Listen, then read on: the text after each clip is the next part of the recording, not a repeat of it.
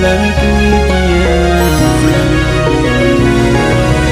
Qibla Islamic Media. First one, Okubeda, as a student of Islamic University in Uganda, and my special message goes to especially the girls who are in their final year. Mbakubira omulanga mwebire kusero Luganda. Lona mai. Mbakubira omulanga nti ba finalists babebe nga bebereramu. Manyi sometimes abantu nadula abawala babeera wano olina alaba nga the future is already determined. Nga alaba manya already ari mu ggulu in the world, but the real life may not be what you dream about or what you're dreaming right now. So mbakubira omulanga nti before they go out there,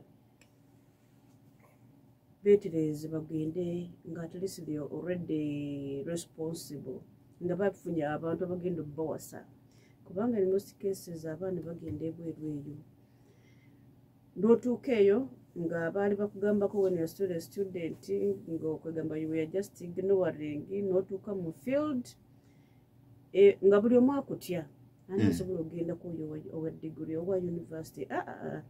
Kati finally ogenda okujjukira bano maybe wazala wanga bafuna abalala, kati gwe n'osigala ng'oli mu bbanga 2 years 3 years 5 years nga balabira ddala omuntu atandise okukaddiwa.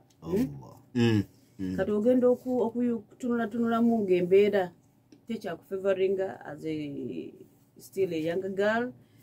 Kati finally abantu sometimes they end up being miserable n'asalawo nti whatever comes around kijja kyonna ng'ogwa n'ekyo okukakkana ng'ogudde n'omuntu kwegamba atasobole kukuuma.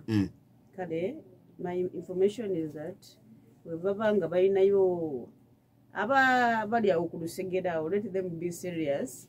N'abali ku lusegera nabo babeere serious, bagende ew'abazadde ebintu bigwe compared to them going to search from outside. That is a brief information. Alhamdulillah. Then another ekyokubiri. Yes, my. Abaana bawummudde. Yes. Kati that one, I'm talking as omusomesa, not a student. No. Abazadde bannanga abali ebweru eyo abaana baffe bawummudde, abamu tebannaba kuwummula, banaatera okuwummula, but let us be careful about our students or our children.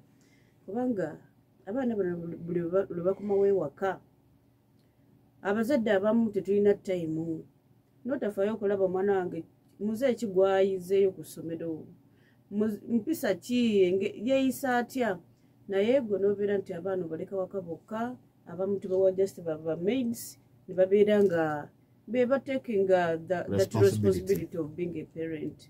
Abaana ne bakula mu ngeri eyo without any parental guidance. All in all, in the future, no wejjusa naye ng'ebintu byayitawo because of our negligence. So I'll be just like brief like that. Alhamdulillah. Neyanziza akadde. Alhamdulillah. Tusimye nyumayi.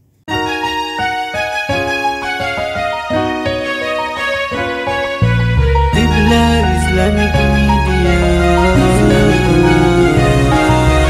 Qibla Islamic Media.